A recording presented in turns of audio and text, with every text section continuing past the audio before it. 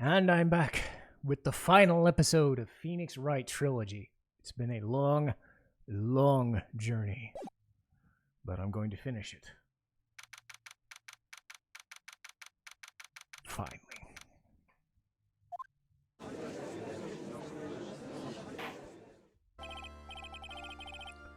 Now, before we proceed any further, I'm going to announce the results of the test we performed. Tests on the bloody dagger that was found in the pine tree. Oh, I totally forgot about that. That's the weapon that was used when Maya fought the victim. Was it the victim's blood, or due to time constraints a full test wasn't possible, but there's one thing we can say. The blood that was on this dagger was not the victim's blood. That is all. Now then, let's restart this trial. So it wasn't Misty's blood on the dagger? Then whose was it? I'm sure both the defense and prosecution know this, but this trial is rapidly coming to a close. Both sides will have to show some firm evidence with their claim. I understand. From what I've heard, the witness is dangerously weak, physically speaking, so let's finish this quickly. Agreed. Very well, please bring in the last witness. Please tell us your name and profession. Maya Fey. My profession is... I'm the assistant manager of Wright & Co. law offices. Maya, according to this magazine, you're a spirit medium with a Korean channeling technique. I'm frightened. The Fey clan. I don't want any more to do with it. Oh, Maya, pain of the Fey bloodline causes is unbearable. Now then, Miss Fey, when the event occurred, you were in the garden of the Inner Temple. And you witnessed the moment that Elise Joan was murdered. Is that correct? I didn't see... Straighten up this instant. What? Pick your head up and speak clearly. There's always time for crying later. But Your mother was killed right in front of your eyes. There's nothing you could do to change that fact. But there's something you can do. You can finish this. You've been watching this whole thing, right? You've seen the witnesses come out, and you've seen us squeeze the truth out of them. Now it's your turn. Let's hear your testimony. On the night of the crime, what exactly did you see happen? If you please. Yes, Your Honor.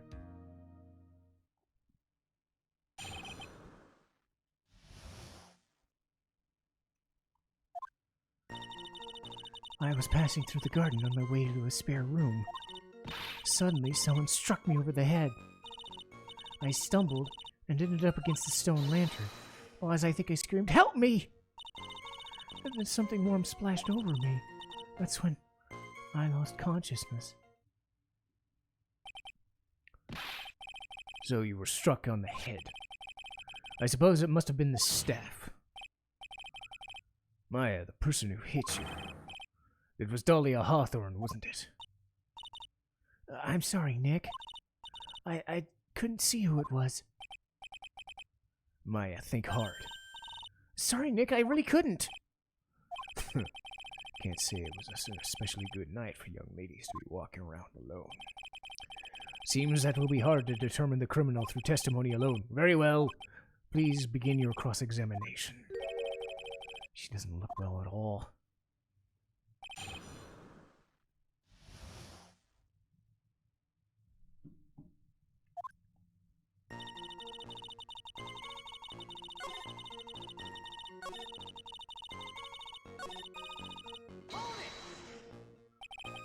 You think you screamed, but you're not sure? Listen, I was a complete wreck. It was dark and I couldn't see my attacker. Was it a man, a woman, an adult, a child? I had no idea. I was scared out of my wits. Believe me, my dear, I certainly would have soiled my robes. I thought this person might attack me, so I'm pretty sure I screamed. I thought it was my last hope. Sounds like poor Maya really was out of her mind. But I wonder what she meant by last hope. Oh, I do.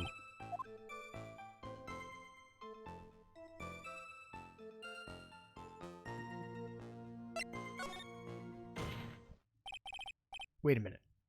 What do you mean this last hope stuff? What? What do you mean by last hope? No, that's what you said. I said that? Look, you were facing an attacker you couldn't see and screamed, right? You screamed, help me. Well, yeah, but you testified you screamed because you thought it was your last hope. Oh, you do that when it happens. She's not doing well at all. Oh! I remember now. I was facing my attacker, but that's not who I was screaming at. What? That's right. It was the person behind my attacker I was yelling at.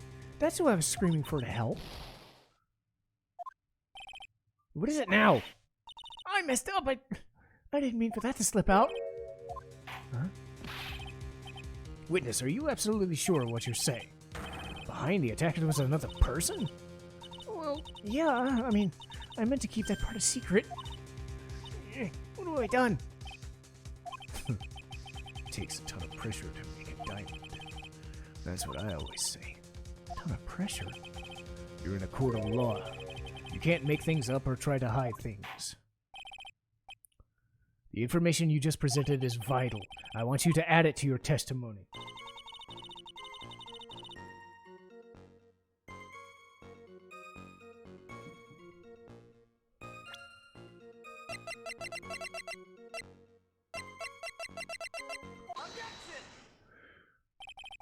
So there was a man standing behind your attacker?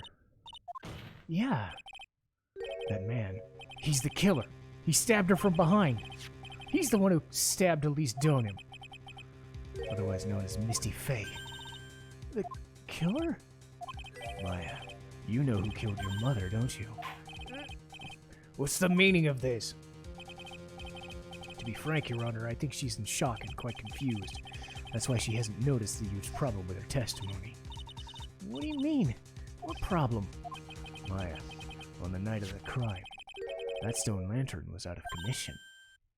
What? It's true. There was no light anywhere in the garden that night. No. Order! Mr. Godot explained this. Add clearness of milk to the perfectly clear darkness of coffee. Stir. And that's the state of this witness's mind right now. Kaflata? Is that even legal? Mr. Trite's words are as milk and you are the spoon. I'm a spoon! I'm no spoony, Bart, I'll have you know! I caught that reference. You must have noticed it too. This witness's mental state is highly unstable. It's not hard to understand she'd make a mistake. Sorry, but that's not gonna cut it. What'd you say? If there were truly no light in the garden, then there's a fatal contradiction in the witness's last bit of testimony. Nick? May I? Recall the witness's last statement about her attacker. She said she did not know if it was a man, or a woman, an adult, or a child. And yet, the witness could be described as a person standing behind her attacker, and she quite clearly described him as a man. In other words, that would mean that Maya actually saw her mystery person, despite it being so dark she couldn't see the face. What? What's the meaning of this? Are you really sure she saw her real killer under pitch black conditions? Trite. Do you have any idea what you're proposing? How could she have seen in the dark? There was no other light source on the scene. There are some things you can only see in the dark. Maya, you did see the killer. And now, you're trying to cover for him. Cover? For the man who killed her mother? There's only one conclusion I can draw from this. You know who this man is. Please, Nick. I don't know anything. Please, I'm begging you. You talk a good game. Let's see if you can walk the walk. It was pitch black, so what could this witness see? I'm calling your bluff. No, Nick, don't. You have to stop. Maya's dead set on protecting this guy. The man who murdered her long-lost mother. But I can't let him get away with it. I'm a lawyer, an officer of the court, and I'm here to find the truth. Mr. Wright, time to show us what you've got. Who is this person you say Miss Faye saw in the darkness?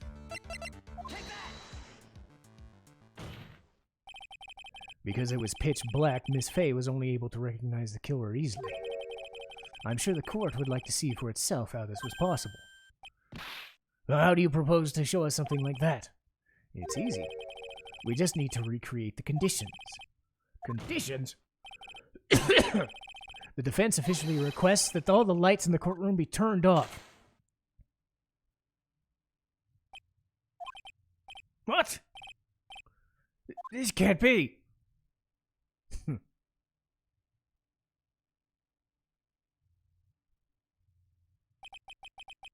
That was a nice bit of deduction. Try it.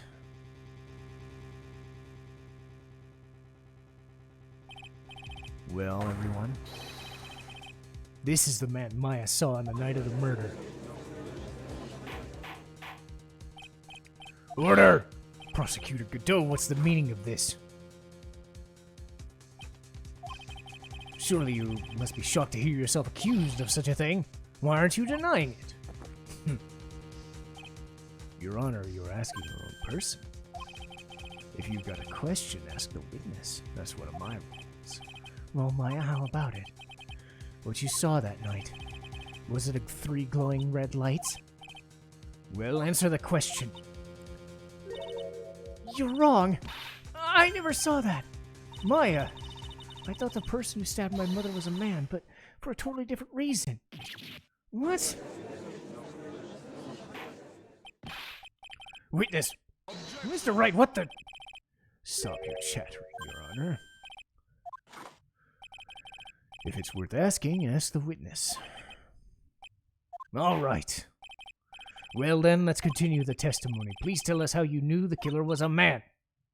Yes, Your Honor. I didn't realize it until after I woke up, but...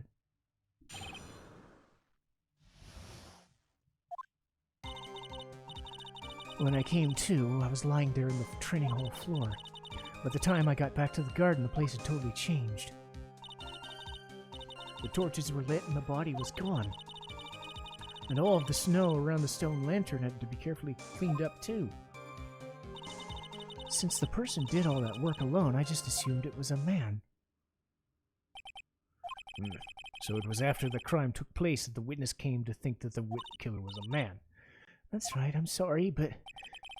No need to apologize. It's as Mr. Godot said, you're utterly exhausted. It's only natural you'd be a little confused. Also, if you consider the situation as described, it doesn't seem too much of a stretch to assume the culprit was a man. Mr. Wright, please continue with your cross-examination.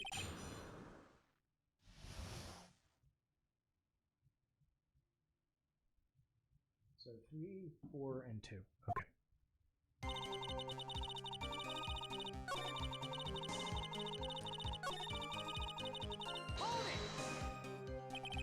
The torches were lit. Yeah, that's how I noticed the whole scene had changed. I'm gonna say it was the killer who lit the torches. I mean, who else could it be? The killer probably lit them since it was impossible to do any cover-up work in the dark. However, if that's true, there's one thing that still bothers me. Why did the killer go to the effort of moving the body? That's true, it's hard to see why they would have any advantage. The only one to gain from that would be the only person at the inner temple. Very well, let's hear some about the condition of the crime scene.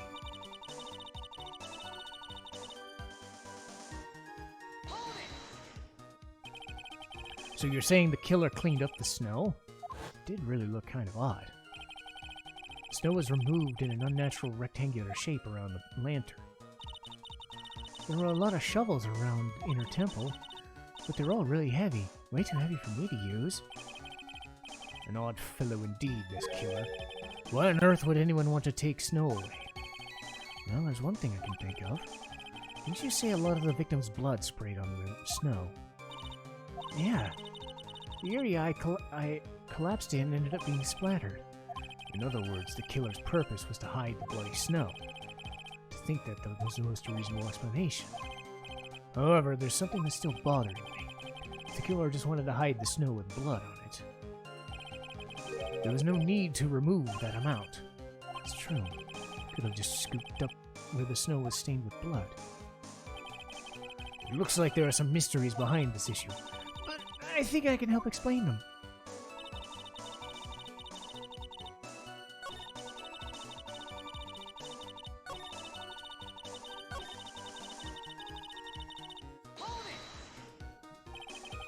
Naturally, the killer must have done it, right? Yeah, I think so. But why would the killer tamper with the crime scene like that? There must have been something that the killer desperately wanted to hide. The truth is, when I saw the crime scene, I felt something. You did? Yeah. I felt like the killer was hiding the evidence for me. For my sake. What? Hiding it for you? Everyone knew that I was the only one at the inner temple that night. If Sister Bikini had come back and looked at the garden, she may have thought you'd done it. No, she definitely would have thought so. And you're saying that's why the killer cleaned up the crime scene to make it look like nothing happened? I'm sure of it.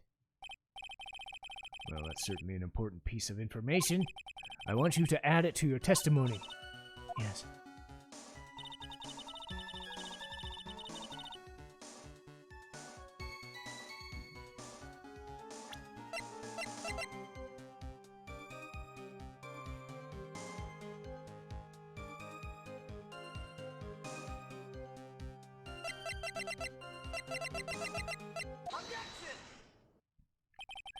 The body of Elise Jonan was carried all the way to the Hazakura Temple courtyard.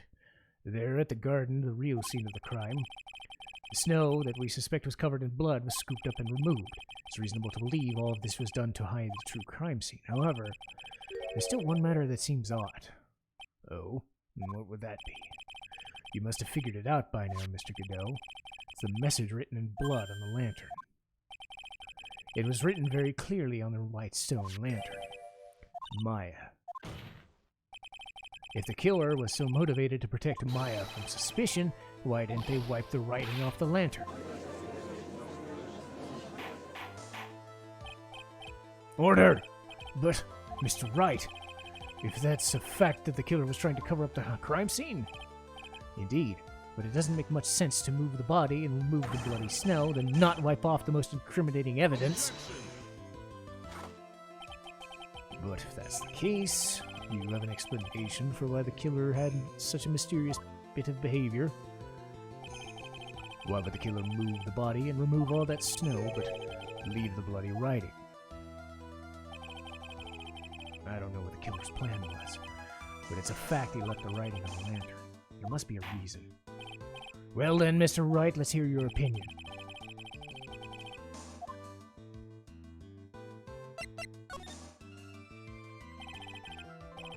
Prosecutor Godot, earlier in this trial you gave me some good advice. Once you eliminate the impossible, whatever remains is the truth. Maybe you're not as dumb as I thought. The real killer wanted to disguise the fact the crime had occurred. If that's the case, they wouldn't have left the bloody writing on purpose. Therefore, they just must not have noticed it. But that doesn't make any sense. The torches were all lit and everything. There's no way any normal person wouldn't miss something so glaring. You're right. There's no way any normal person would. What are you trying to say? There's only one person involved in this incident who could have missed seeing that bloody writing. And who would that be?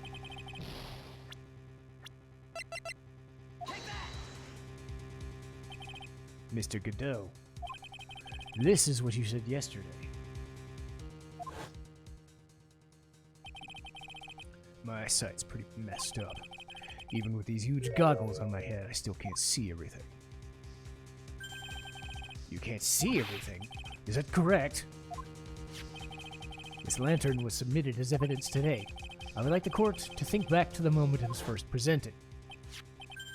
The lantern has something written on it. It's written in blood! Nonsense! This lantern, it's clean as a whistle. Mr. Godot, just admit it. There are certain colors you can't see, correct? You can't read red on a white background, can you? That's right. We went through this once before, during the poisoning case at Tribulations.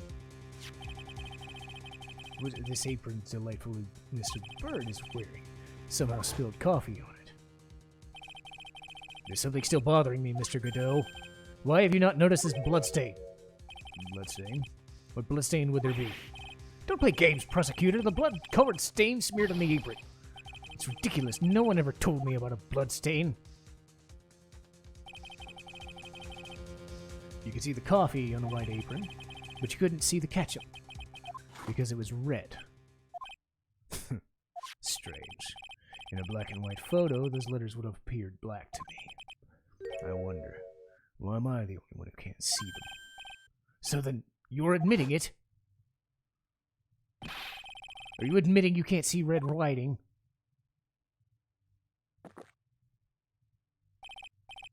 Hey, Gramps, don't you know there's a reason I don't drink red tea? I wasn't even sure about it until now, but I just can't believe it. He's the murderer.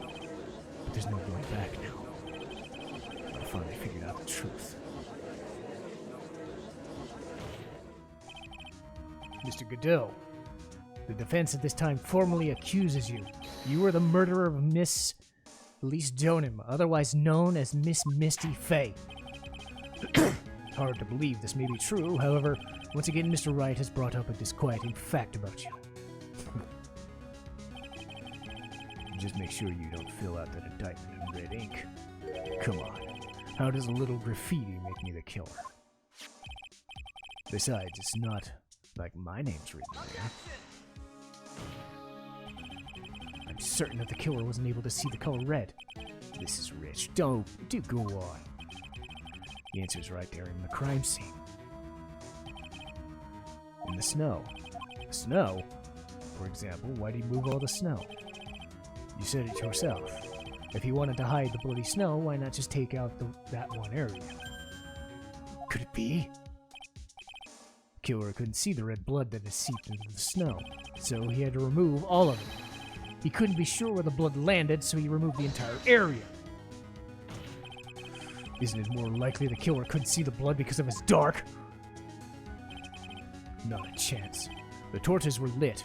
He would have been able to see just fine. It seems that once again this trial's taken an unexpected turn. Can you explain this, Mr. Godot?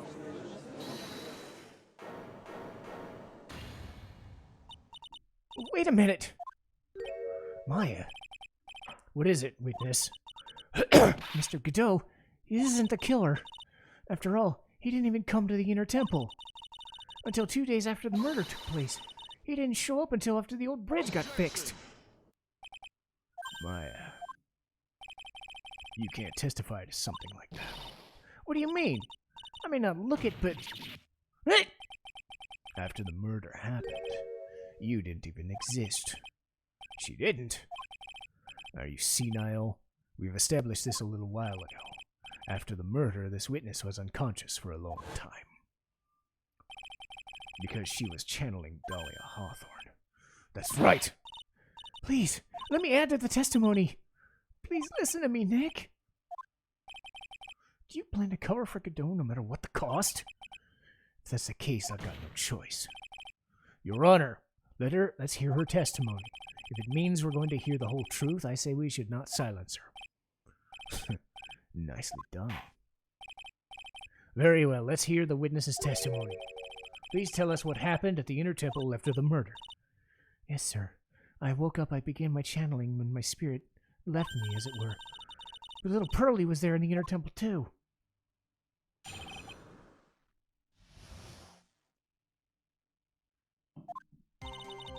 Pearlie was also stuck in the inner temple that night. The next morning, she looked around but couldn't see anyone and find anyone. The next day, when the bridge was finally fixed, she went to the spare prep room. That's when Mr. Godot arrived in the inner temple for the first time. He found Pearlie first and cheered her right up. Who's this Pearlie? Oh, that's my cousin. It's Pearl Fay. So when did you hear about this? Just a while ago, when I was in the medical office. I'm terribly sorry, but what you heard from someone is simply not admissible as testimony. Come on, she'd never tell a lie. She's more honest a person than I'll ever be. Real smart, Maya. You always know when to say best things when you're under oath. Prosecution has no objections. We'll believe the witness. Mr. Godot, let's just move on to the cross-examination, if the defense has no objections. This is highly unusual. Well, let's get this cross-examination started.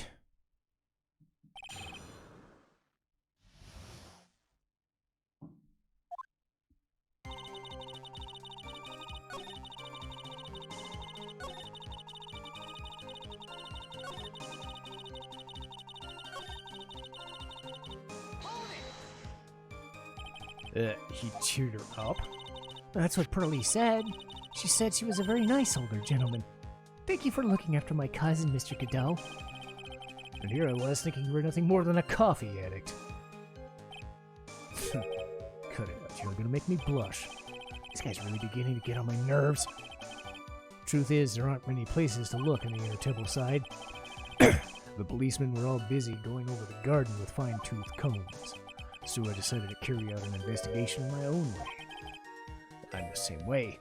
I like to hand down verdicts judge style.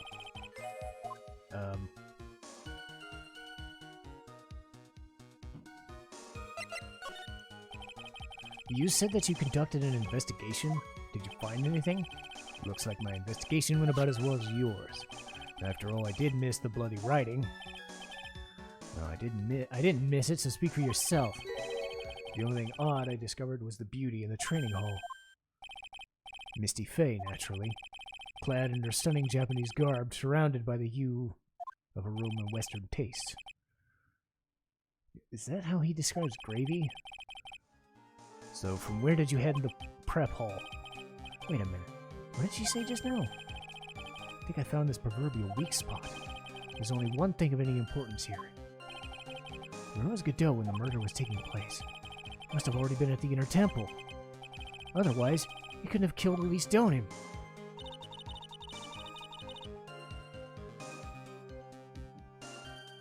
One, two...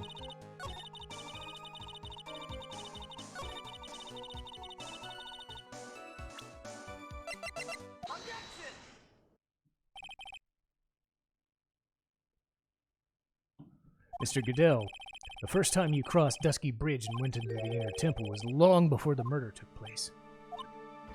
What? Why do you say that? Because he just made his own fatal mistake. The hanging scroll in the training hall. Mr. Goodell was right. The scroll shows a picture of my mother. Maya, I know you know who it is, but here's something you didn't know. By the time the bridge had been repaired 2 days after the murder, the hanging scroll in the training hall looked like this. What's that deliciously wonderful smell? The morning after the crime, someone covered it in gravy? But why gravy, Nick? Because gravy was much more of a condiment to the culprit. Much more than a condiment. If you really hadn't seen the hanging scroll until after the murder, you wouldn't have any way of knowing it was Misty Fey. Wait a minute, Nick. Take another look at the hanging scroll. Look at the top. There's a crest there. Oh, that is the mark of the master. Exactly, so if you know the meaning, then you can guess it was a picture. True, but Mr. Godot described what was underneath, clad in her stunning Japanese garb surrounded by the hue of Western taste. It's possible that he knew what the crest meant. However, he couldn't have known she was wearing Japanese clothing. Mr. Godot, on the day of the murder, you were hiding in the inner temple long before the crime took place.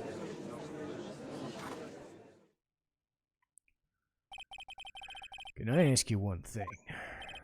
What is it? This whole theory of yours, it all rests on a certain assumption.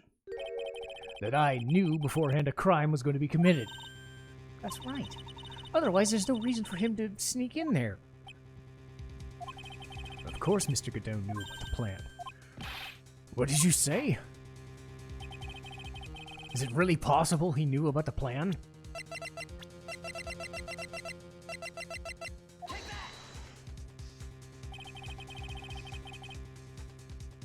This crime was actually planned over a year ago. Morgan Fay authored the plan for her daughter's future, and that these instructions were hidden somewhere at Fay Manor for over a year. However, by the time little Pearls found these instructions, they'd already been unsealed. Sealed? Yes. The killer had read these instructions long before Pearls had found them. That's how he knew the crime was going to take place. And you still insist that this crafty killer is me? You bet I do. But you just said that the instructions were hidden. That's right. Mr. Godot couldn't have known where the instructions were. If he really wanted to know, he had one great chance to find out. And when was that? During a visit. A visit? Morgan Fay told her daughter Pearl about where the instructions were hidden. During one of her visits to the detention center. That would have been the only time for someone would have learned where they were hidden. Eavesdropping on a visit to the detention center could have been arranged as you were someone with easy access to get in and out of there. Like, for example, a prosecutor.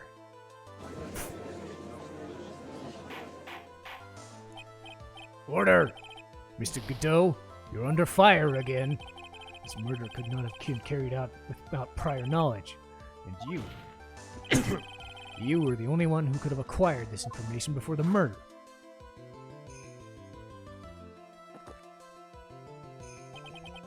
Humans are afraid of the dark. And yet, at the same time, we're fascinated and bewitched by it. Maybe that's why humans drink the darkness in this coffee. Sorry? It means there's a reason for everything. And according to your theory, the killer in this case eavesdropped on a conversation during which a jail's visit he could learn a hidden plan for a crime. After discovering the plans, he hid into the inner temple and waited for the crime to occur. Then he ultimately took a person's life. And he did all of that to protect this witness? That's right. If you're accusing me of this crime, I have to ask you, why would I do this? This girl is nothing but a stranger to me. I've got no reason to go through that kind of trouble to protect her. I am what you see, and I'm certainly not the type to rescue the damsel in distress.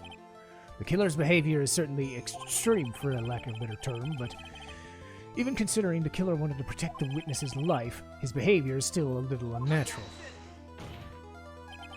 However, you had a good reason, didn't you? An unshakable reason that forced you to protect this witness at all costs. I knew it. You figured it out, haven't you, Nick? Maya, I guess you were doing your best to cover for him. For the same reason, huh?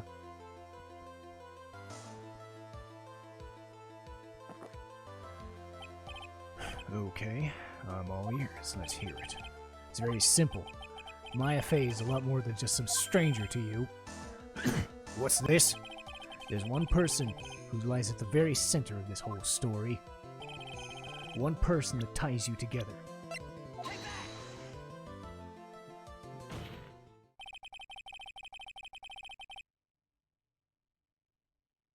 There's a very good reason why Maya Fey's life is so precious to you. After all, she is Mia Fey's only sister. Mia Fey? You once worked alongside her. That's when you were a defense attorney. Wait a second! Mr. Godot is a defense attorney? With your honor's piercing intellect, you must have figured it out by now. The real name of this man calling himself Godot, his real name is Diego Armando. Isn't that right?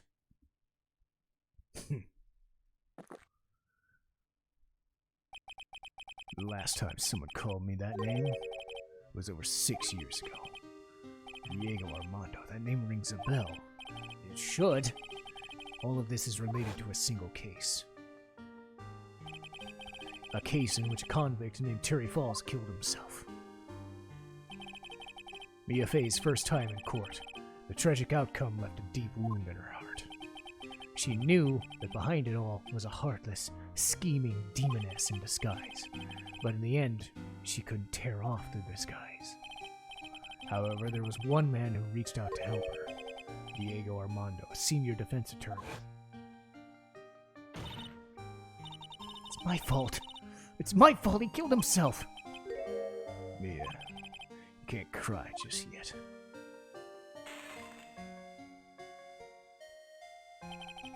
The only time a lawyer is supposed to cry is when it's all over. I was moved by her. The way she put all her faith in her clients, that pure sweetheart of hers. That's why I could never forgive Dahlia Hawthorne. Mia and I thoroughly investigated that fake kidnapping. Then one fateful day, Dahlia wanted to meet with me. It had been 6 months since the trial, and we met in the courthouse cafeteria. I just remembered! 6 years ago!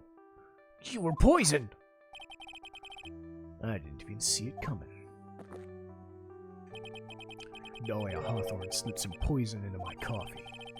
Some newspapers at the time called it a murder, but very little information about the case was released to the press. But you weren't dead at all. You weren't dead at all. No official reports actually called it a murder.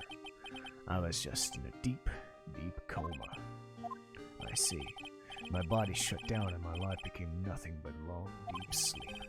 That woman's poison did a number on my central nervous system. I lost my sight and my hair turned white because of the damage. That's terrible. Apparently, it was a miracle I regained consciousness at all. 5 years have passed since I drank that poisoned brew. Then one morning, my eyes flew open from the smell of a doctor's cup of coffee. 5 years? You were asleep for 5 years? The worst possible news waiting for me. Mia Fey was dead. From that very moment I opened my eyes, I'd already lost everything I thought I had. The woman I loved had been murdered, and the woman I loathed had been sentenced to death. The woman you loathed? The woman who spiked my scalding hot coffee, Dahlia Hawthorne!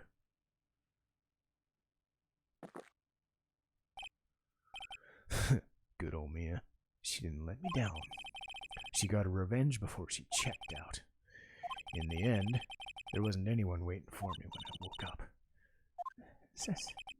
For someone like me, for someone who had slipped away their best days, there were only 2 reasons left to live, and it was for those 2 reasons I decided to become a prosecutor.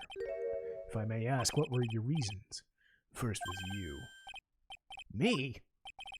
If I hadn't drank that stupid poison, Mia Fey would have never died, much less the way she did. You were the only one who was there to protect her, but you let her die. It was your fault. It wasn't like that. I wanted to see for myself what kind of man you really were. So that's why you became a prosecutor? My other reason for living. She goes by the name of Mia Fey. You mean me?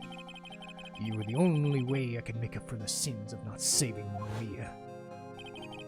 1 year ago when the Crane Village incident was resolved, it was obvious Morgan was planning something. Whatever her evil plan was, I was determined to stop it. My role as a prosecutor put me in the perfect position to do something. That's how you overheard the conversation. I knew that at the time it was drawing near. Since I knew the plan, I thought I could foil it. My goal was to outwit the plan. I thought I could do that. I could keep that girl from being caught up in it. That makes sense. If Pearls had known about the actual purpose of the plan, she never would have helped out. Finally, the day of the plan was drawing near. I contacted both of my accomplices, Iris of Hazakura Temple and Misty Fey. I especially needed the help of Iris. She was to take the fall in my backup plan in case I couldn't control Pearl Fey. But how did you contact my mother? She'd been missing for almost 20 years. Officially, yeah. What do you mean officially? You've heard about it, haven't you? About the strong ties between the main family and the government. Now that you mention it, Bikini did say something to that effect. She said the Master of Karain has great authority. Even without her official position, she still wields great influence. The police have been keeping an eye on her movements all this time. That's how I was able to contact her. Again, because of my position as a prosecutor. So my mother was cooperating with you? Don't ever forget, no matter how far away you were, she never stopped thinking about you. She was... That's why I knew she would do anything to protect you. If you want to know how strong her resolve to protect you was, look at her staff. The one with the sword in it? The day the plan was to be carried around arrived soon enough. We first met at Hazakura Temple. That's when your mother showed me her special staff. I realized it, just how far she was willing to go. She was ready to use that sword to protect you from Morgan Fay if necessary. Yeah, even if it meant paying the ultimate price. Mother... That night, the night of the crime, there's just one way to stop Morgan's evil plan. You mean pearls, don't you? We had to make sure she didn't channel Dahlia Hawthorne. Well, Pearl, what are you going to do tonight? Well, if you'd like, you can come to my room. Perhaps we can read some books. We thought we could prevent her from playing her part, but she never showed up. She was worried and followed me to the temple. That was the thing we were most afraid of. That's why Misty Fay had to do the channeling herself. She channeled Dahlia Hawthorne into her own body. What? If she channeled the spirit first, then Pearls wouldn't have been able to do it herself. As Master of Karain, her power was supreme. So that's how it went down. She channeled Dahlia Hawthorne so Pearl Fay wouldn't be able to.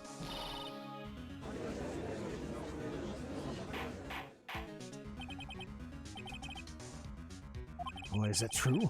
My role in the plan was to make sure no one would hurt Maya Fay. That's why I hid myself in the inner temple, just in case you needed to be saved from Dahlia Hawthorne. Godot. Anyway, that's all I'm going to admit to, Trite. There's no doubt about it. You're a great defense attorney, but you're going to have to do the rest yourself. The background leading up to this incident has been laid bare. There's just one question remaining. Who killed the victim? There are only two possible suspects. Maya Fay, and I'm sad to say, Mr. Godot.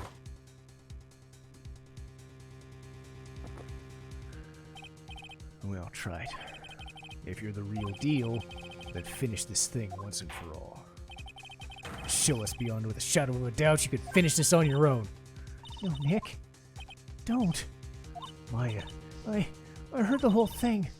For my sister. That's why I have to protect him. I can't do it. I can't testify against him. He's the man who put his life on the line to protect Mia and me. Maya, I know that. Nick. But even so, it doesn't absolve him of his crime. You have to testify. Miss Fay, your testimony. This is the final testimony. Don't bother trying to hide anything, because I'll know. I want to hear the truth from your own lips. I understand. I'm sure you're right. I'm ready now. Tell us about the moment before you lost consciousness. What exactly happened at the time of the murder?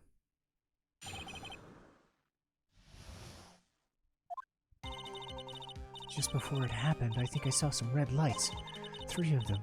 I thought I'd ask for help, but just then I was spattered with blood. She wasn't dead, though, and she struck back at the enemy behind her. Suddenly the red lights went out and the whole area went dark. At that moment there was a terrible scream. And after that, Dahlia collapsed and I lost consciousness. Those red lights. I thought you said you didn't see them. I'm sorry. I thought I saw them, but they disappeared. Things break, even at the best of theories. Who was it who stabbed Misty Fay? Looks like you still can't prove it. Maya's telling the truth this time, I know it. The rest is up to me. Well then, Mr. Wright, proceed with your final cross-examination.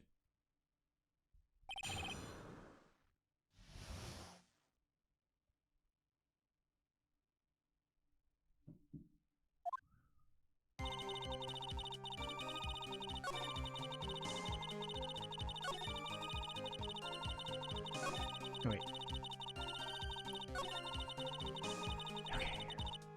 1, 2, 3, 4.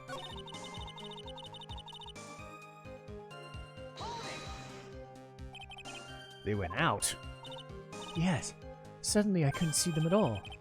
What could that mean? The red lights were coming from Godot's mask. They went out right in the middle of the fight. Maybe the mask was damaged. Or maybe it was knocked off.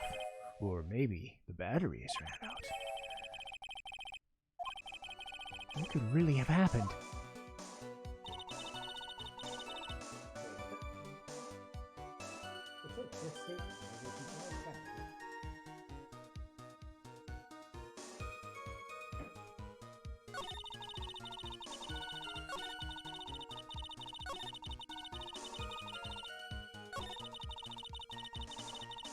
Damn it. Okay, it was the fifth statement. Did I just mess up? 1, 2, 3, 4. Ah, there we go. Okay. Yeah, I messed up. What do you mean by just at that moment? Do you mean the moment that the red lights went out? That's right. That scream you heard, was it Dahlia? I don't think so. I'm pretty sure it was a man's voice. What? So that scream came from the killer? That's gotta be it. I think Dahlia Hawthorne must have taken the blade and attacked the killer with it. Then the killer let out a scream of pain. After that, he stole the blade back and delivered the blow. Well, Mr. Wright, seems it makes sense to me.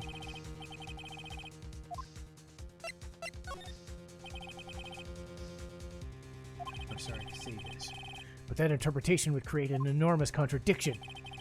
That makes sense. After all, my deductions are almost never correct. Remember the testimony she gave before the killer let out a scream? Maya said she'd suddenly been splattered with the victim's blood. In other words, the blade in the staff would have already been plunged into the victim. Is that right? She couldn't have struck back with a blade that the sword was already stuck in her body. The weapon that caused the killer to scream must have been something else. If you're so sure about that, then don't keep us waiting in suspense. If Dahlia Hawthorne had already been stabbed with the back of the staff, what could she have used?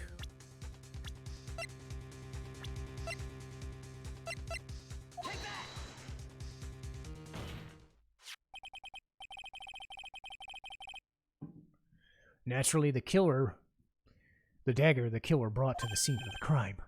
That's right, I forgot about that. This dagger was found at the crime scene, stuck in a pine tree.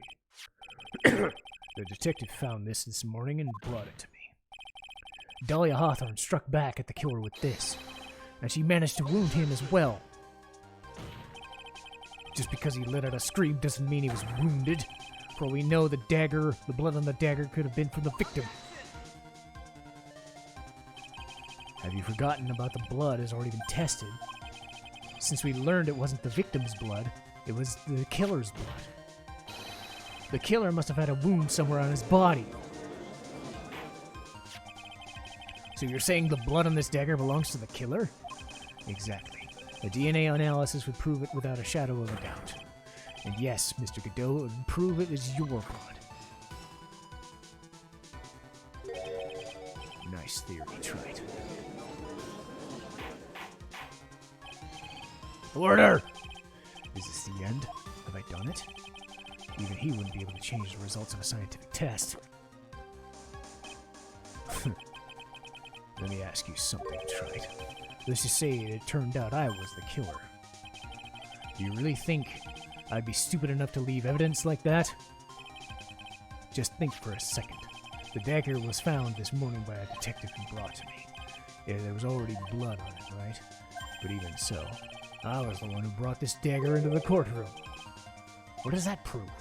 Well, if I really were the killer, I couldn't have washed the blade off and planted another person's blood on it. That's... In any case, there's one thing I can guarantee. That blood doesn't belong to me. Not a chance!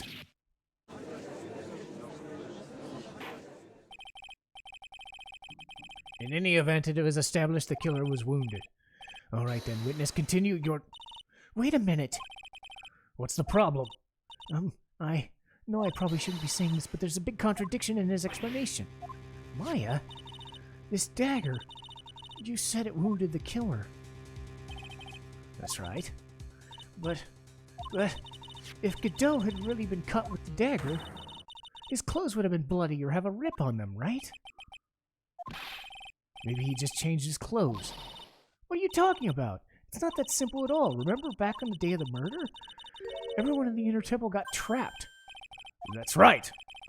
Once the bridge was fixed, the police headed to the Inner Temple. Mr. Godot was already there waiting for them. He never had a chance to change his clothes.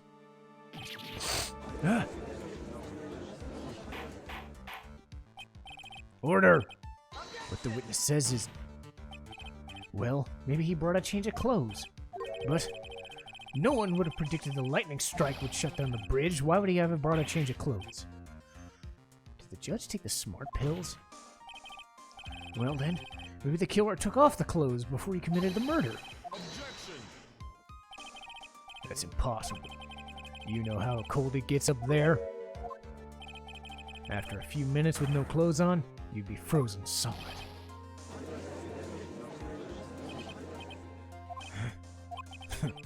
So that's all you got? I knew you weren't tough enough to finish this. Right now, if Miss Mia Fey were here, she would have closed this book on the case already. If Mia Fey were here. So come on, can you do it or not? How about it, Mr. Wright?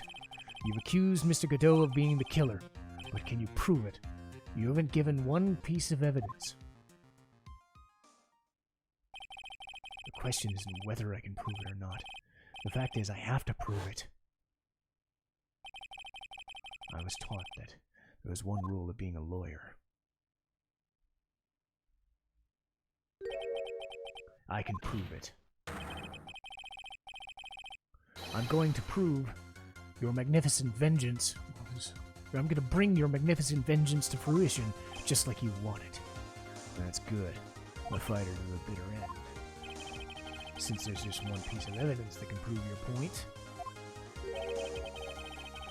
why don't we go for a penalty? Oh, Jesus.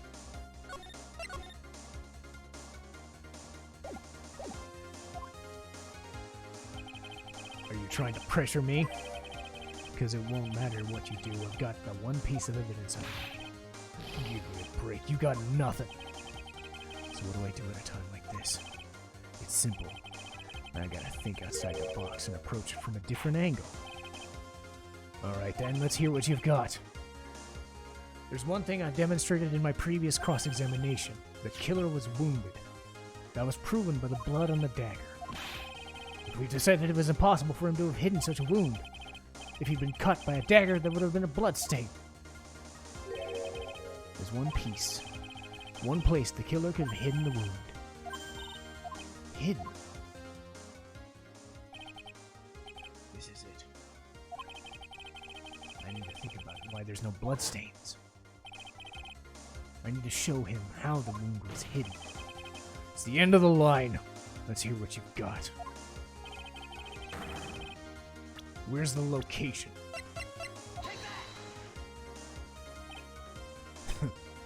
I don't know what you're talking about. And frankly, I don't need to know. What I do know is you'll never be half the lawyer she was. Isn't that right? What was that just now? Mia? It can't be. You're living on through him.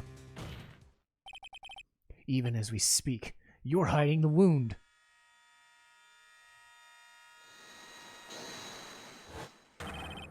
It's beneath your mask! During the fight, the red lights given off the killer suddenly disappeared. Seconds later, the killer let out a scream. Your mask went flying off your face. Mr. Godot, would you mind removing your mask?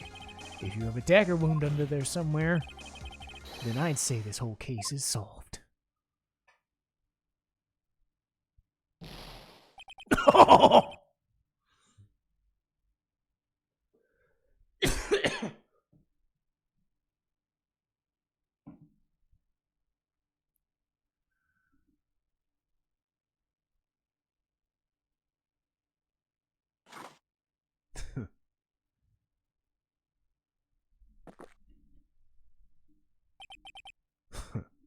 just now.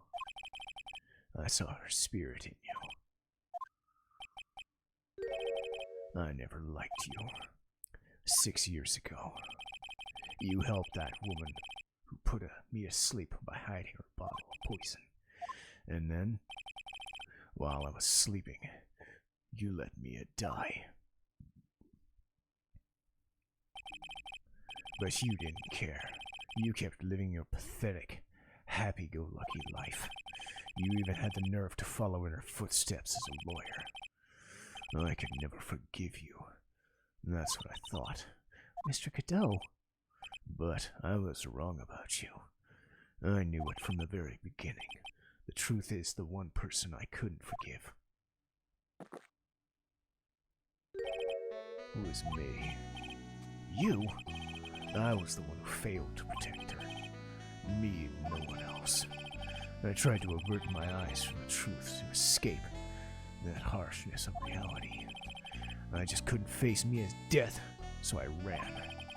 I hid behind a mask and I threw away my true name. I couldn't even deal with being a defense attorney anymore, so I quit. But you saved Maya? Yeah, that was my plan. Up until just now, anyway. What do you mean? Are you listening? If I had really wanted to save you, then there's one person I should have gone and talked to right away. Who would that have been? Are you talking about Nick? But I didn't do it. I tried to get the help of Iris and your mother, but I closed my eyes to the most important man involved. You know why? The real reason? I suppose I wasn't really interested in saving you at all. I think I was just trying to salvage what little of my broken soul I had left. I was trying to make up for the fact I couldn't save her. Nothing more. That's why I let you walk right into a situation I knew was dangerous.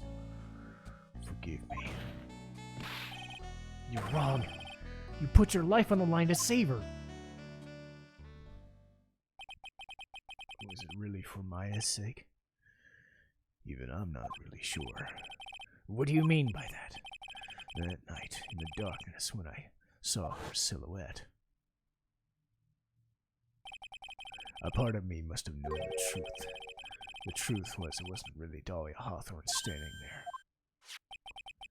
It could have been Misty Faye, or even little girl Pearls. But I still picked up that blade like I was dreaming.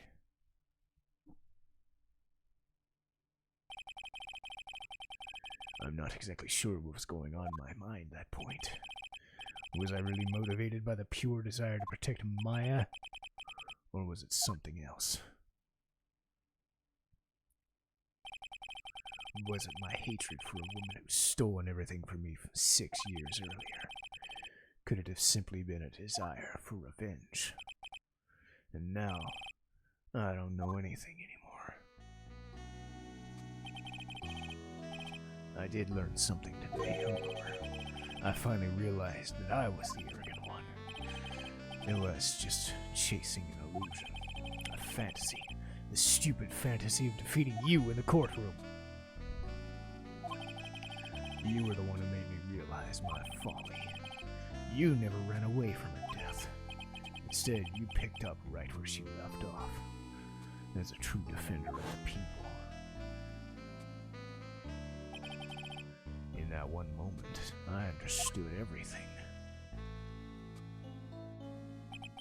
Mr. Cadeau.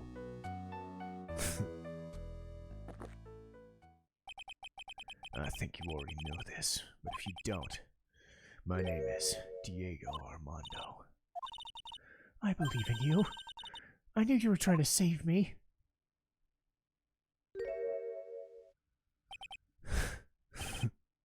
Thanks. Your wound, it's bleeding. Did you forget already? In my world, the color red doesn't exist. These must be my tears. Tears? Ever since I woke up from my coma, I think I've been waiting for this very moment. You do well to remember this, Maya. The only time a lawyer can cry is when it's all over.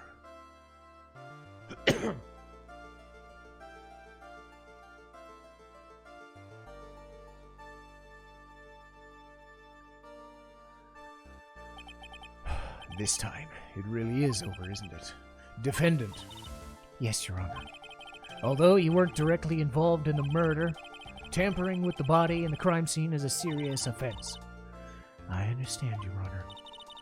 Mr. Armando explained that to me very carefully. I knew the risk and I willingly cooperated anyway. Very well. Before I hand down my verdict, is there anything you would like to say? Well, there is one thing. I need to say something to Mr. Wright. I want to apologize to you. Apologize to me? For what? For the case 5 years ago, of course.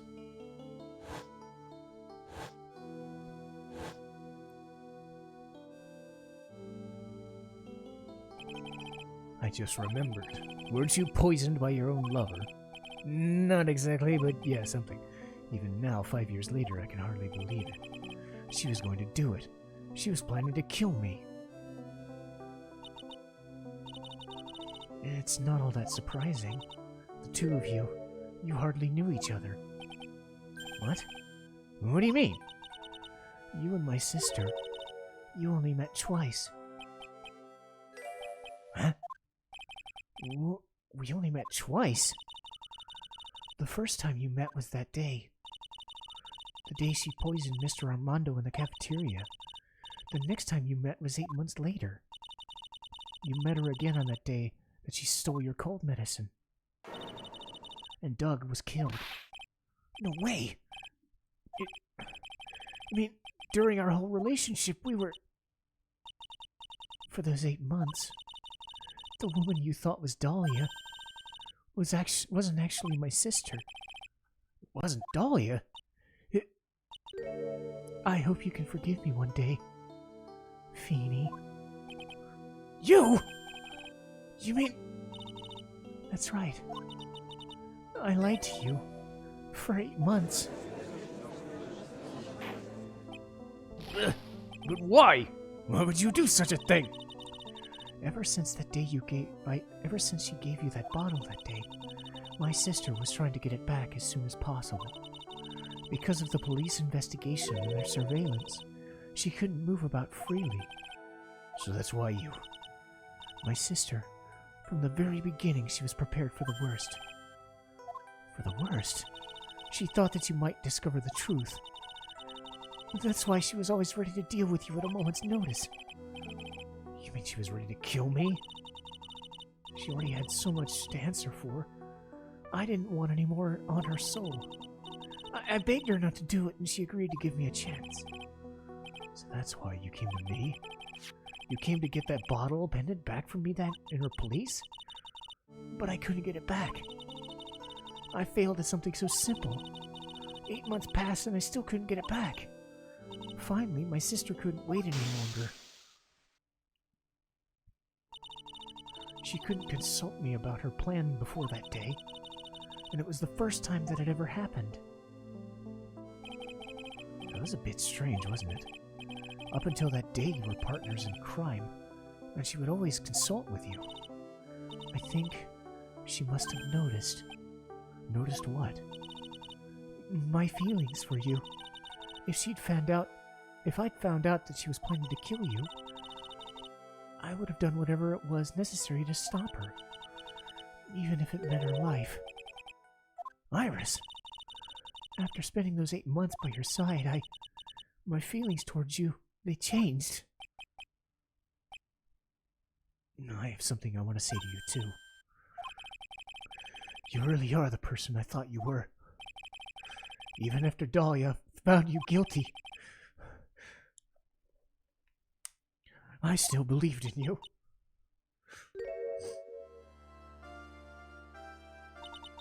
Thank you.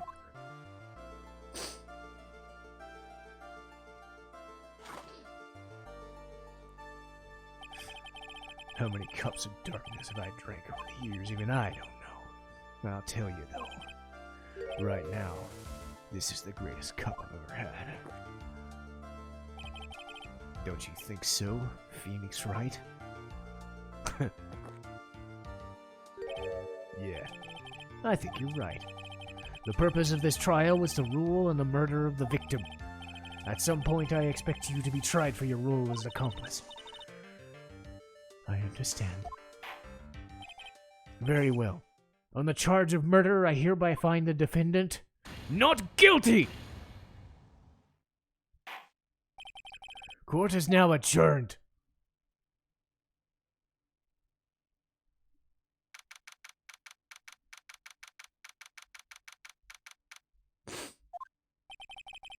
So I guess it's all over. The way everything ended, was justice really served? The man who risked his life to save Maya went to prison by my own hand. Of course justice was served. Mia! I'm proud of you, Phoenix. Your defense was truly brilliant. But I couldn't save him. The man who cared so deeply for you. You're wrong, Phoenix. You did save him. You saved him in the only possible way. You mean, with the verdict? I think one day you'll understand, too. Phoenix, I want you to remember one thing. You're as good out there today as any defense attorney could hope to be. There's nothing more you can learn from me. Mia, you've accomplished something I wasn't able to do. I owe you a great deal. Thank you. Mia, I'm sure we'll meet again someday, Phoenix.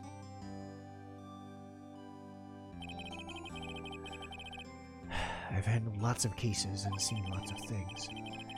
And along this journey, I found myself asking one question. What does it really mean to defend someone? I suppose today's case proved one possible answer. Nick? Maya? I guess it's just like Sis said. What did she say? That night when I channeled Mia to get her advice, this is what she wrote back. Don't worry. Phoenix will save everyone in the end. But, come on! Cut it out with the gloomy face! Can't you see? Me, Sis, and I'm sure Iris too. We owe you for everything you've done for us, Nick. Maya, how can you be so bright and chipper after all that's happened? You were brutally attacked and you even saw your own mother murdered. Ow! Franziska! Still the softy as always, Phoenix Wright. Excellent work, Wright. Mr. Edgeworth, when did you get back? Oh, that's right. I guess no one filled her in about that. Edgeworth and Franziska have been helping. Helping what? If these two hadn't been there on the first day of the trial, the defense wouldn't have gotten anywhere. Wow. But where were you, Nick? I hear he fell into the river. Caught a nasty cold that forced him to sleep all day.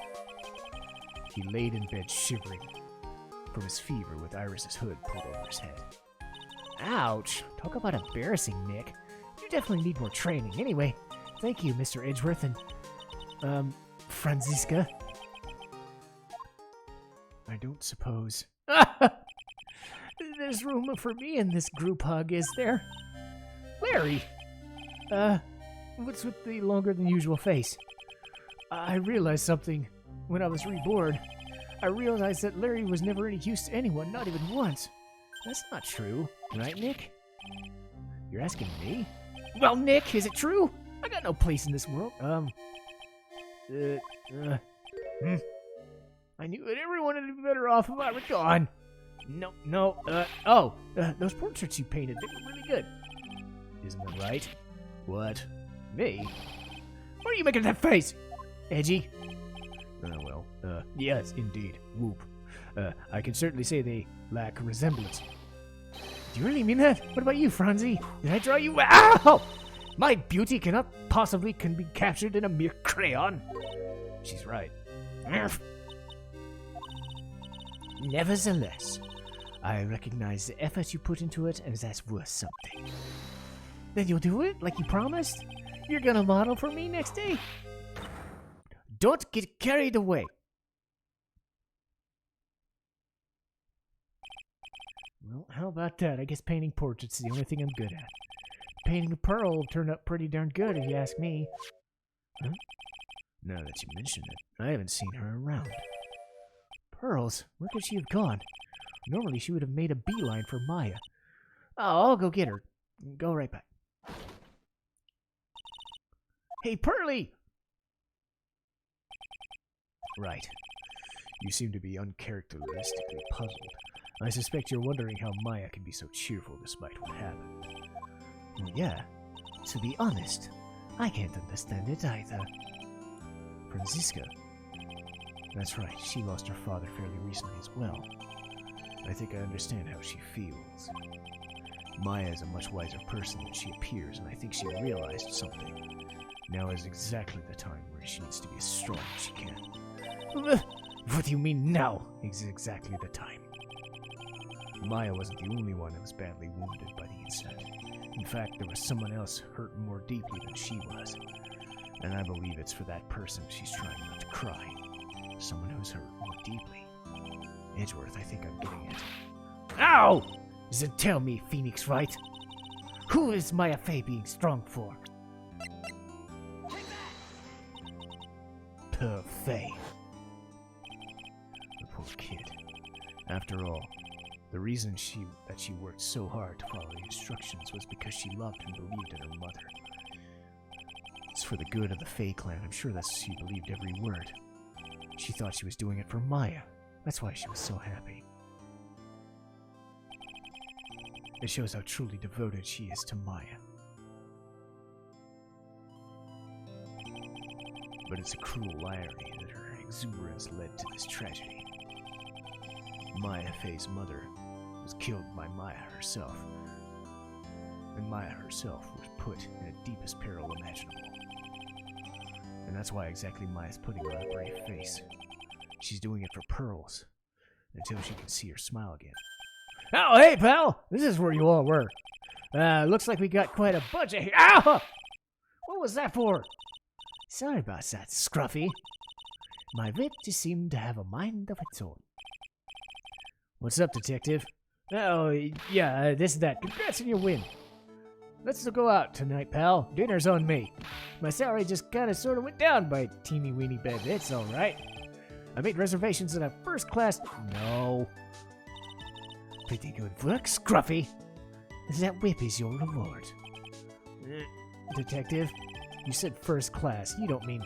Yeah, Tribulations. Where else? I knew it. We're doomed. Come on, let's go. Can't keep Maggie waiting, pal. Hey, you, Krabby, you're involved too. Forget about me. Pearl and I will just be losers eating potatoes. You know, Maya's taking an awfully long time to get back. She's still out looking for pearls. Oh, what's wrong? Nick, what do I do? I can't find Pearl anywhere. What? I bet she just went back home. That's all. I thought so too, so I called the village, but no one's seen her. That's never happened before. As I figured, she's been badly hurt by the incident. She feels responsible for the tragedy that befell you. But none of that was her fault. What do I do? Detective Gumshoe. Yeah, what is it, pal? Could you guys go on ahead? But what about you? Maya and I we'll join you once we find her. Nick! Don't worry about us, Detective Gumshoe. We may be a little late, but we'll definitely be there. We got a lot of celebrating to do tonight, so I wouldn't miss it for the world. Yeah, but you're the... Ah! Very well, Phoenix Wright. We'll go on ahead. Don't keep us waiting, right? We won't. But where do we look? Where could Pearly have gone? Let's go, Maya. There's only one place I can think of where Pearls might have gone to.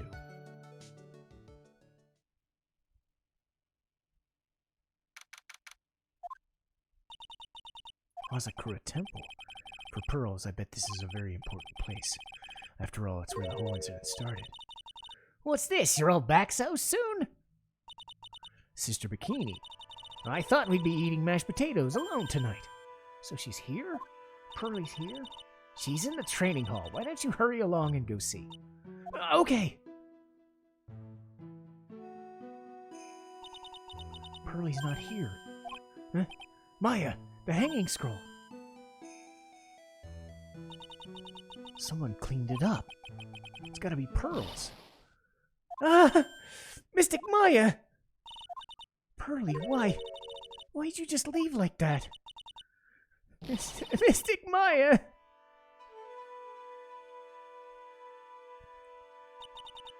I swore I'd never be trouble for you two ever again because it's all my fault. That's why you came here? It's the least I could do. I mean, to pray for your happiness.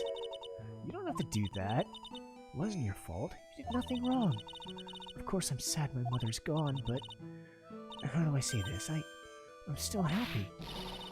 You don't have to lie to just make me feel better. No, really.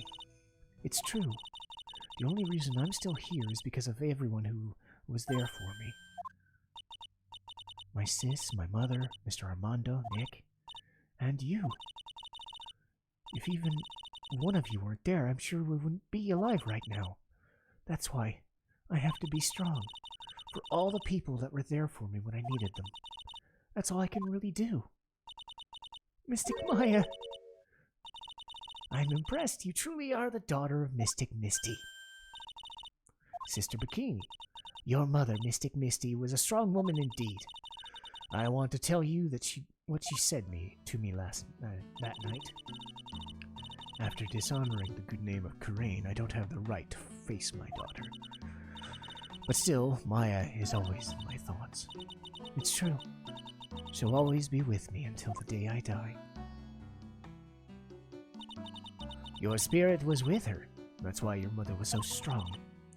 Even at the end, I'm sure she had no regrets. She'll always be with me till the day I die, huh? There's a rule or something all masters are to follow, isn't there? To never take this charm off until the day you die. That's the master's talisman! The thing Misty kept by her heart and that she would never take off. It wasn't the container that was important. It was the contents. That's... a photo? Mother. It's only natural for living creatures to fight to protect their love and lives. But what makes us human is that we fight for others. But who do we fight for? How hard must you fight? That's the true measure of a human life's worth. We defense attorneys are warriors who are constantly challenged by that question.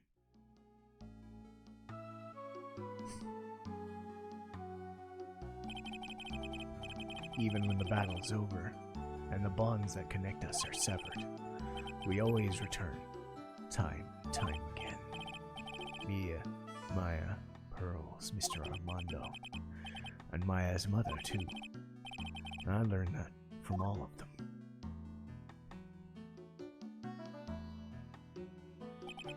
Well, shall we get going? Everyone's waiting. This is a day to remember. A day when lots of things were finally put to rest. I think we should celebrate what we overcame today. But I still can't. Oh, go on, sweetie. You can always come back for training anytime. Okay. Alright. I'm gonna make this a brand new start, too. I'll be back for more training, I promise. I know, and I won't go easy on you just because you're the future master. I'll make sure to prepare reservations for you three when you come back. Well, let's go. You know why? Because training's a battle of endurance. Okay, Mystic Maya. I'll eat lots and lots of food tonight. You know, there's one thing I don't get, and I probably don't want to. What is it, Nick? Reservations for training is fine and all, but why for three? Come on, what do you think? You're one of us, Nick. Next time, you can trade right alongside us. Huh? I'll be waiting for you.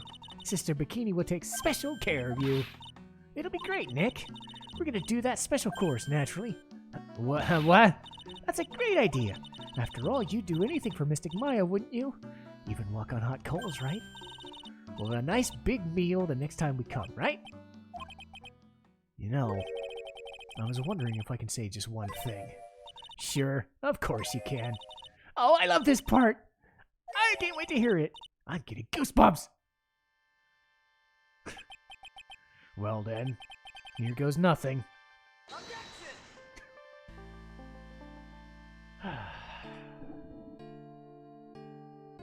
And that is the end A Phoenix Wright Ace Attorney Trilogy.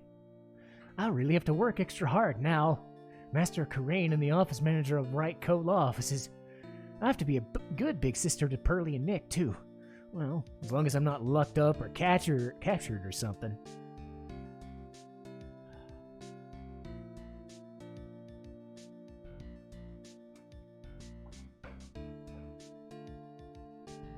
So it's true. Mr. Nick really is Mystic Maya's knight in shining armor. He went through that special course all the way to the end. Actually, I heard there's a legendary extra special ultra course, too. I think I'll surprise the two of them next time. With a secret reservation. Please, don't. Oh, jeez. Wow, new coat and everything. Brand new coat as a present, pal. I feel 10 years younger. I'll never take it off. Yeah, but somehow you just don't seem the same. I guess a dirty, shabby old overcoat just is the same, just as detective-like, sir. Don't worry about it. It's in the name of love a man will soil himself silly. Please don't. I know what you meant, but you have a different meaning and it's bad. Don't do it. Mr. Wright, I'm once again in your debt. Thanks to you, the Treasures of Karain exhibit was a great success. I even got to see Miss Von Karma, who I hadn't seen in almost a year. She taught me how to use a whip and said that I must show you what I've learned. Oh, no, please don't. I just got through all of the Quistis problems. Don't give me more!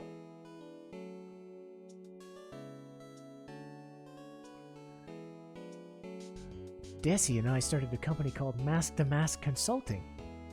We're dedicated to stopping the evil plans of all the criminals in the city. Our motto is cut it out, please! Pretty cute, huh? Well, we also sell plans to criminals as a kind of a side business. I wonder if that's okay. Sometimes I think we're the worst criminals. You and your stupid hairdo can go away.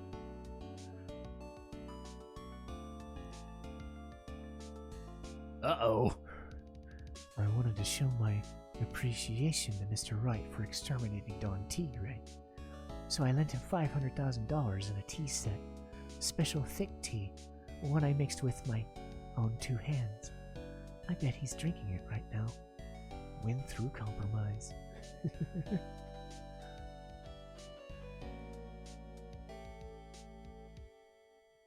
Man, if Violetta and Dahlia ever teamed up, it would have been a fucking mess. I'm just old and in the way. Wrinkly old grumpy clown-nosed waste of flesh. At least that's what I thought. But my grandkids had a birthday party for me the other day. Talk about embarrassing. 69 years old and I cried like a baby in a dirt. Stop it with all Please stop it with all the ick. Oh, hello. As usual, we have an abundance of work to do. We've hired a new programmer to replace Glenn Elg. I do hope everyone will get along. His name is Adam Mata. As soon as I heard his name, I knew his brain circuits would align perfectly. Skim to the side.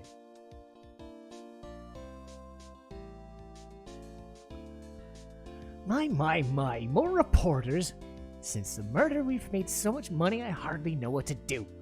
I think the magazines like us because we're a nice visual, especially in spring. I can hardly wait until Iris comes back.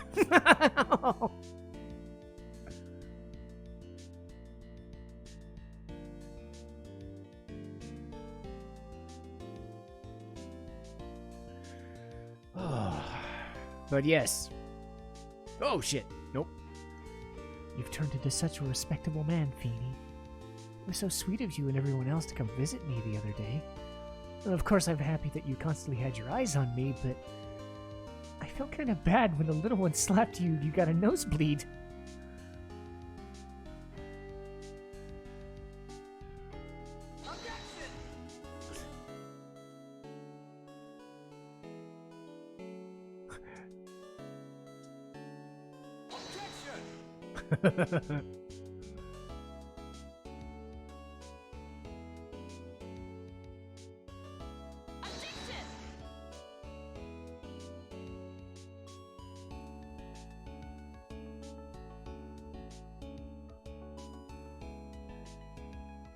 Objection!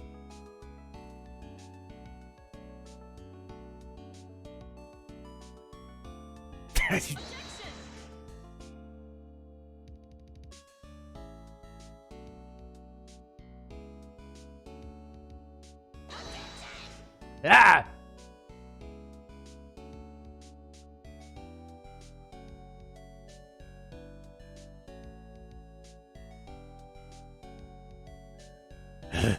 Oh no. What's this? I'm back from a long tiring vacation and no one's here to greet me? Well, I guess while I was gone, a little snapper buddy quit and now I've got no one.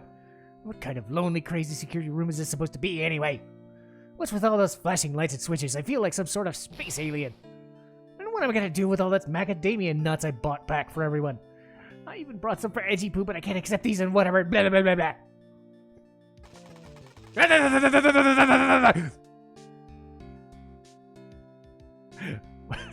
One more for good measure, I guess.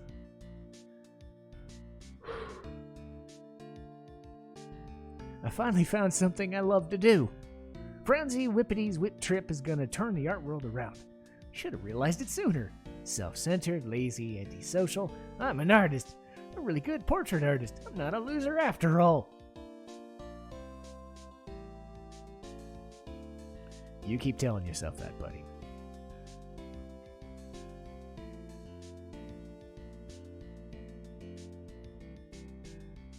Oh, that's actually pretty decent.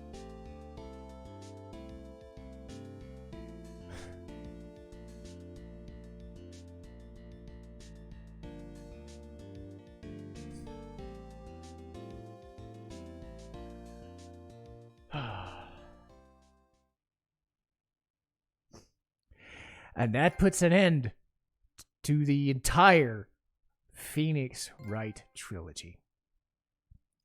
Probably a good 120, 130 episodes, give or take. And I'm not going to spend too much extra time on it, but I will say this much. Phoenix Wright has been something I've been a big fan of for a good decade now. My hope is that someday games 4, 5, and 6 get released much like this did. Obviously, there's Great Ace Attorney Chronicles and whatnot.